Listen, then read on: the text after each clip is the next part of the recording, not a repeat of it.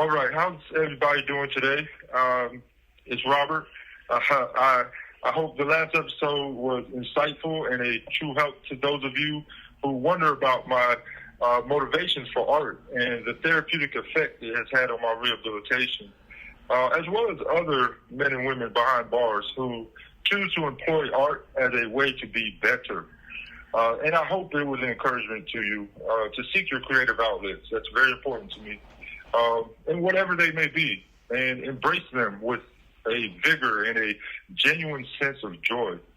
But this episode, unlike my other two, is a little more urgent, I think, to the current state of affairs in the North Carolina prison system. Its nature is a founding point to a lot of the problems that the incarcerated population face here in our state. And that in itself is the gang element we see within these walls. So I was born in Lansdale, Pennsylvania. It's a small town on the outskirts of Philadelphia. But I was raised in Fayetteville, North Carolina. People have asked me what I could possibly know about gangs and or gang activity if I was brought up in a city like Fayetteville, a city with its strong military presence represented by Fort Bragg, conveniently located next door. And I tell them that I was a very active member of a gang when I was a lot younger. My current incarceration is actually a result of a mission I carried out while obeying the tenets of that cause. And the allegiance I proudly held for that group resulted in the murder of a young man when he was only 20 years old. Now, although he was also a gang member, I know he did not have to die for his transgressions. You see, I am locked up right now as a first-time felon serving a natural life sentence without the possibility of parole for the first-degree capital murder of that man when I was only 21 years old. When I committed this crime, I was motivated by drugs, alcohol, and gang politics that, put together, make up a deadly combination. But it is the last of these ingredients that I am most concerned about today. You see, the idea of the gang culture has been widely considered a nuisance around the world. We, the people who inhabit this world, should actually recognize the verity of that idea.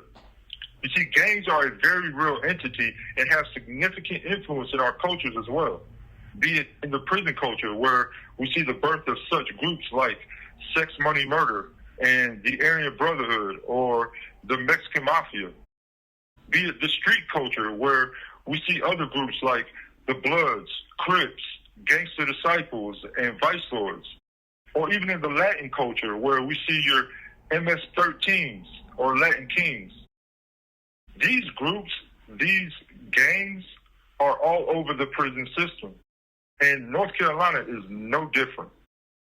Now, I want to use this platform as my way of encouraging the youth of the world to steer clear of these groups at all costs.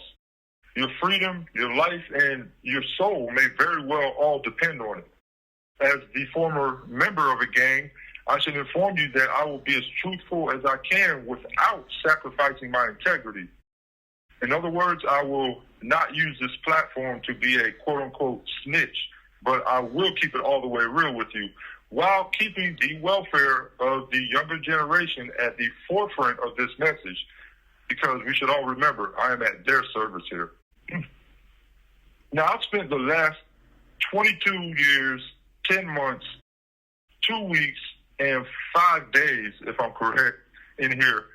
Yet I have gone without visits, money, and letters from the members of my former association. And I get it, right? Like, I've removed myself from that life, so I should be absolved from all benefits attached to it as well. But keep in mind, I was still a member for another 3 years after the crime happened, and still no one reached out. So much for brotherhood, right? Remember, these are the men who will ride for you. They will die for you. They will fight for you. They say that they love you and that they're family. We should be very mindful of these associations because they're not all what they're cracked up to be. One thing I like to remind people of is a simple saying that seems to resonate. It's every bro ain't a bro and every G ain't a G. And that's just the truth of it all. Nipsey Hussle, the rapper and entrepreneur, said something really beautiful before he was assassinated that I'll always carry with me. He said, take a look at the people in your circle. If you don't get inspired, you don't have a circle. You have a cage. I simply love those words because of the impact they naturally carry with such a weighty statement. See, we want to keep those whom we call family, those whom we call friends, and whom we call homies, who we say, like I said earlier, will ride for you, die for you, and fight for you. We want to keep all these people near us. But if those people aren't encouraging us to be the best version of ourselves we can possibly be, then why do we have them around us? When we keep them near, we begin to build those cages that are holding us back. So know who you have in your circle and be mindful of the impact they have on your life, because rest assured, they are an influence on you. I am a prime example of one who does not take full stock of his very circle. Now, about 19 years ago, when I came to the conclusion that gangbanging was only going to get me killed or into another situation I really couldn't get out of, I elected to remove myself from that world, and I allowed God to massage my heart as a practicing Muslim. And even that wasn't an altogether foolproof way of absolving myself from the stereotypical associations I was still linked with. I still had the tattoos, I still had the name, and I still had the respect and the rank of someone who claimed to be proud of his gang associations. So the new mission was to walk the walk as a Muslim, since I was now enveloped by Islamic principles, and talking the talk of a Muslim, since I now worship as an Islamic individual as well. What I learned was that if I were truly going to remove myself from that world, I had to rid everything in my life of what that world touched. I had to make my walk match my heart. Now, nobody's perfect, so it goes without saying that I've not had an easy go of it at times. But one thing is 100% unquestioned, that Robert Anthony Odom has not been a member of the United Folk Nation since August of 2006. He has been a practicing and devout Muslim for the last 19 years.